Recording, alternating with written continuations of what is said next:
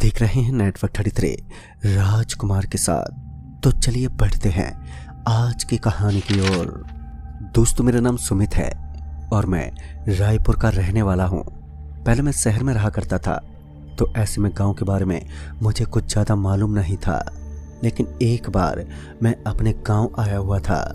मेरा गांव जो कि काफ़ी रहस्य से जुड़ा हुआ है, वहाँ पर हर एक चीज़ किसी न किसी रहस्य को छूकर आती है। साल 2017 जब मैं रायपुर से मुंबई का सफ़र करने वाला था।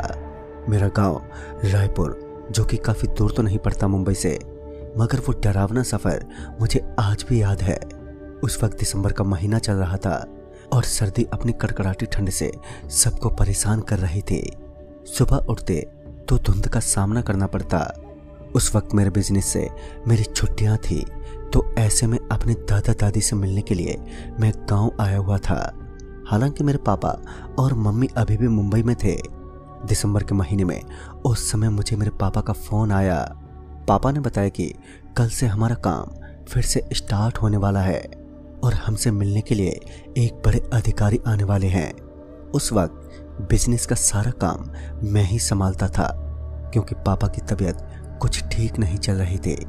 तो ऐसे में मुझे जल्द से जल्द मुंबई पहुंचना था। मैंने रात में ही वहां से निकलना ठीक समझा, क्योंकि फ़ोन मुझे शाम के लगभग 6 बजे आया था और मुझे दूसरे दिन दोपहर 12 बजे मीटिंग में जाना था। फिर मैं वहां से अपना सारा सामान पैक करने लगा।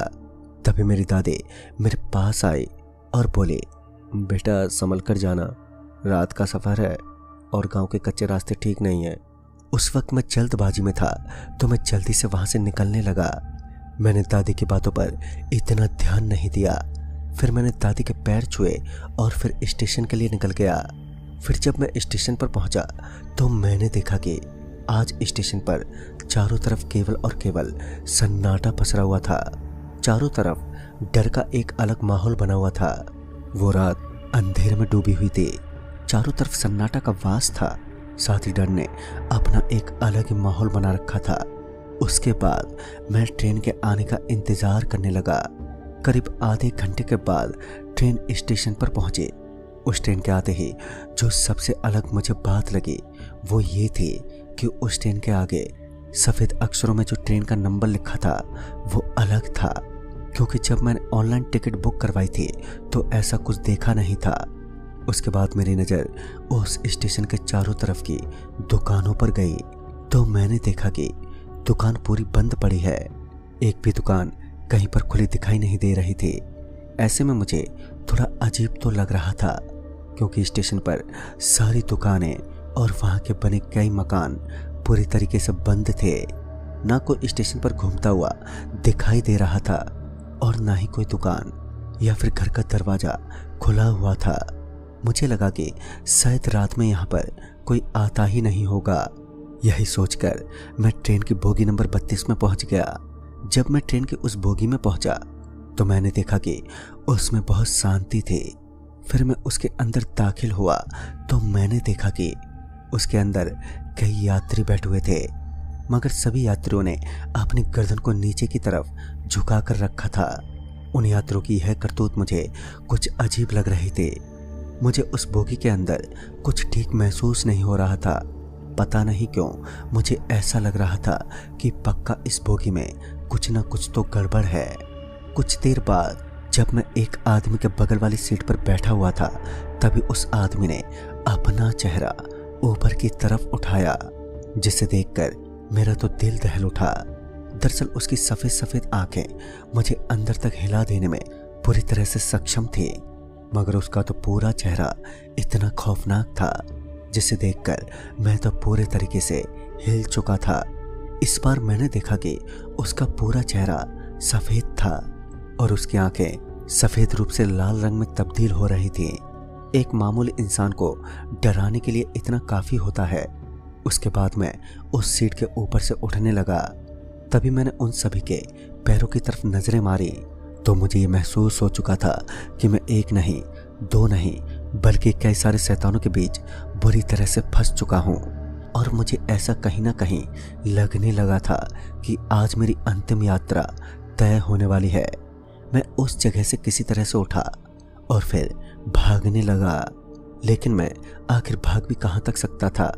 एक कोने से दूसरे कोने में ही जा सकता था। जब मुझे कुछ भी नहीं सूझा तो मैं भागता हुआ सीधा बाथरूम में घुस गया और बाथरूम में जाकर अंदर से दरवाजा लॉक कर लिया। मगर अभी तक उन राक्षसों की कोई हलचल मुझे महसूस नहीं हुई।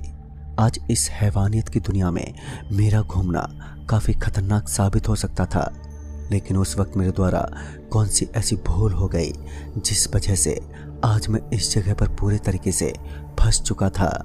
अभी मैं उस बाथरूम में आराम से बैठा हुआ था, मगर मेरे डर की अभी भी कोई सीमा नहीं थी। मुझे बार बार यही डर सता रहा था कि आखिर यह ट्रेन कहाँ पर जाएगी। तभी अचानक से बाथरूम के दरवाजे पर जोर जोर से दस्तक होने लगी। ऐसा लग रहा था कि कोई जोर जोर से बाथरूम के दरवाजे को पीट रहा हो। और फिर बाहर से आवाज आने लगी, दरवाजा खोलो, खोलो दरवाजा। वो आवाज इतनी भयानक आवाज में थी कि डर के मारे मेरी तो जान ही निकलने लगी। और कुछ देर के बाद उन आवाजों का आना एकदम से बंद हो गया। जैसे उन भयानक आवाजों का आना बंद हुआ कि तभी मुझे ऐसा लगा कि बाथरूम के अंदर मेरे अलावा कोई और भी है जो जोर जोर से सांसें ले रहा है। मैंने इधर उधर देखा मगर मुझे कुछ भी नहीं दिखा। लेकिन उसके बाद मुझे एक आवाज आई, आपने ऊपर देखो। वह आवाज इतनी खतरनाक थी कि उस आवाज को सुनते ही मुझे तो बेहद डर महसूस होने लगा। फिर जब धीरे धीरे मेरी नजर बाथरूम के ऊपर गई तो मानो एक भयानक खौफ के अंदर मैं डूब सा गया था। मेरी सांसें एकदम से रुकने लगी। दरअसल मैंने देखा कि बाथरूम की छत के ऊपर कोई भयानक सा आदमी चिपका हुआ था, जिसका मुंह और आंखें मेरी तरफ दिखाई दे रही थी, जो बिल्कुल वैसा ही था जैसा कि मैंने ट्रेन के बाकी सारे आदमियों को देखा था। आज मेरी मौत बिल्कुल मेरे सामने दिखाई दे रही थी। फिर मैं जल्दी से दरवाजे के पास पहुंचा और फिर उस दरवाजे को खोलकर बाहर निकला। और उसके बाद मैं सीधा भागता हुआ एक सीट के नीचे जाकर छुप गया। मगर इस बार मैंने देखा कि ट्रेन में बैठे सारे यात्री अब वहां से गायब हो चुके थे। अब वह आखिर कहाँ गए मुझे कुछ समझ नहीं आया। मगर जब मेरी नज़र ट्रेन से बाहर खिड़की पर गई तो मैंने देखा कि अब ट्रेन एक जंगल के अंदर रुकी हुई है, जिसे देखकर मैं तो हैरान रह गया कि आखिर ये ट्रेन स्टेशन की जगह यहाँ पर क्यों रुकी है। अब मुझे ये समझ आ चुका था कि यह पूरी ट्रेन भूतिया है। ट्रेन रुकी हुई थी, ऐसे में मेरा वहाँ से निकलना बहुत ठीक रहेगा। यही समझकर मैं बाहर उतरने की कोशिश करने लगा, लेकिन बोगी का दरवाज़ा एकदम से बंद हो गया। उस बोगी का दरवाज़ा जैसे ही बंद हुआ कि मेरी उम्मीद की किरण भी खत्म होने लगी। अब मुझे सिर्फ और सिर्फ अपनी मौत दिखाई दे रही थी, लेकिन मैं भी इतनी जल्दी हिम्मत हारना नहीं चाहता था। ऐसे में मैं जोर जोर से चिल्लाने लगा था कि अगर आसपास कोई भी नजर आए तो मेरी मदद कर दे। मगर मेरा चिल्लाना बेकार हो गया, क्योंकि मेरी आवाज़ उस ट्रेन के बाहर भी नहीं निकल पा रही थी। तभी किसी ने मुझे पीछे से धक्का मार दिया। धक्का लगने की वजह से मैं नीचे गिर पड़ा। नीचे गिरते ही मेरे मुंह पर काफ़ी चोट आ गई, क्योंकि मैं औंधे मुंह ट्रेन से गिर पड़ा था। मेरी हालत लगातार खराब हो रही थी। एक तो ऊपर से इतना डर लग रहा था और अब ये चोट भी मुझे सता रही थी। और उसके बाद किसी तरह मैं उठा। जब मैंने उठकर अपने चारों तरफ देखा तो वहां पर कोई मौजूद ही नहीं था। मगर इस भयानक रात का कहर मुझ पर इतना भयानक होगा मैंने कभी सोचा भी नहीं था। फिर मेरी नज़र ट्रेन की खिड़की पर गई तो मैंने देखा कि ट्रेन अब एक दीवार के पास से गुजर रही है। फिर जब मैंने उसे ध्यान से देखा तो मुझे पता चला कि वह भूतिया ट्रेन जमीन के अंदर बनी हुई एक सुरंग से चल रही थी।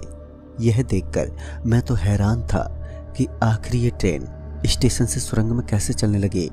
और तभी अचानक से दरवाजा एकदम खुल गया। फिर मैं भागता हुआ उस दरवाजे के पास पहुंचा तो मैंने देखा कि सामने की तरफ कुछ लाल लाल सा दिखाई दे रहा था।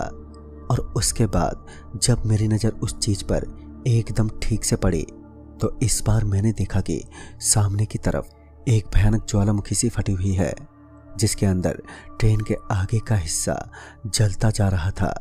उस वक्त मैं ट्रेन की अंतिम बोगियों में से एक में बैठा था और उस वक्त ट्रेन की रफ्तार भी थोड़ी कम थी। ऐसे में मेरी मौत में थोड़ा टाइम लगने वाला था, मगर जैसे जैसे मेरी नज़र उन चीज़ों पर पड़ रही थी वैसे वैसे मैं देख पा रहा था कि सारे डिब्बे जलकर राख बन रहे थे। तभी मैंने उस डिब्बे के अंदर सारे यात्रियों को बैठा हुआ देखा। जैसे जैसे ट्रेन अग्नि से भरपूर ज्वालामुखी के पास जा रही थी वैसे वैसे उन लोगों के बदन पर आग लगने लगी और अब साथ ही मुझे भी थोड़ा थोड़ा गर्म महसूस हो रहा था। मतलब इस समय मेरे बदन पर भी आग लगने वाली थी। हर जगह बस चीख चिल्लाहट ही मेरे कानों में गूंज रहे थे। अब मेरी आंखों में आंसू आने लगे। मुझे लग रहा था कि आज मेरी जिंदगी यहीं पर खत्म होने वाली है, मगर शायद ऊपर वाले को ये सब मंजूर नहीं था। मुझे मेरे पीछे से एक आवाज आई, अगर जिंदा रहना है तो मेरे पीछे आ जाओ। ये बात सुनकर मैं हैरान रह गया कि आखिर इतनी नॉर्मल आवाज में कौन बोल सकता है। जब मैं पीछे पलटा तो मैंने देखा कि उस ट्रेन का टीटी मेरे सामने खड़ा था, जिसके सर पर सफेद सफेद टोपी थी। हालांकि उसके भी बदन पर आग लगी हुई थी, लेकिन वह देखने में इतना भयानक नहीं लग रहा था। फिर मैंने उससे कहा, मगर तुम मेरी जान क्यों बचाओगे? मेरी इस बात पर वो आगे कुछ भी नहीं बोला। फिर उसने मुझे अपने पीछे आने का इशारा किया। मेरे पास कोई और रास्ता भी नहीं था, इसलिए अब मैं उसके पीछे पीछे जाने लगा। कुछ दूर आगे जाने के बाद वह मुझे एक दूसरी बोगी में लेकर गया। उस बोगी में काफ़ी सारे कंकाल पड़े थे।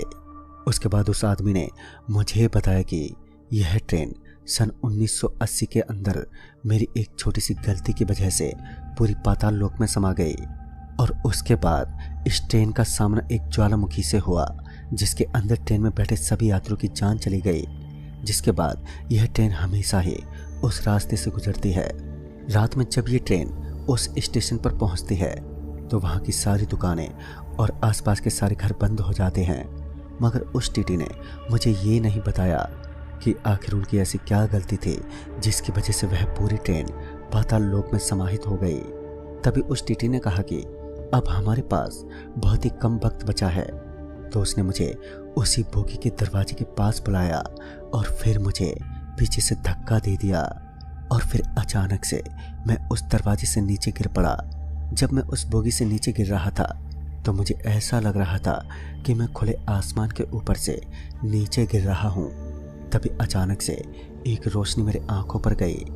उस रोशनी के पड़ते ही मैं बेहोश हो गया। उसके बाद क्या हुआ मुझे कुछ याद नहीं रहा, मगर जब मेरी आंखें खुली तब मैंने देखा कि उस वक्त मैं मुंबई के स्टेशन पर गिरा हुआ था, जहाँ पर मैं पहुँचने वाला था। यानी कि जिस जगह पर मुझे ट्रेन द्वारा पहुँचना था उस जगह पर मैं लेटा हुआ था। फिर मैं उठकर इधर उधर देखने लगा, मगर उस वक्त रात के लगभग 3 बज रहे थे। तो मैं वहीं से सीधे अपने घर की तरफ चल पड़ा। उसके लगातार 6 दिन तक मुझे तेज बुखार रहा, मगर अब सब कुछ सामान्य हो गया है। मैं उस भयानक सफर को आज तक भूल नहीं पाया, और आज भी उस घटना का खौफ मेरे अंदर बरकरार है। तो दोस्तों, इस कहानी में बस इतना ही। तब तक के लिए बाय एंड टेक केयर।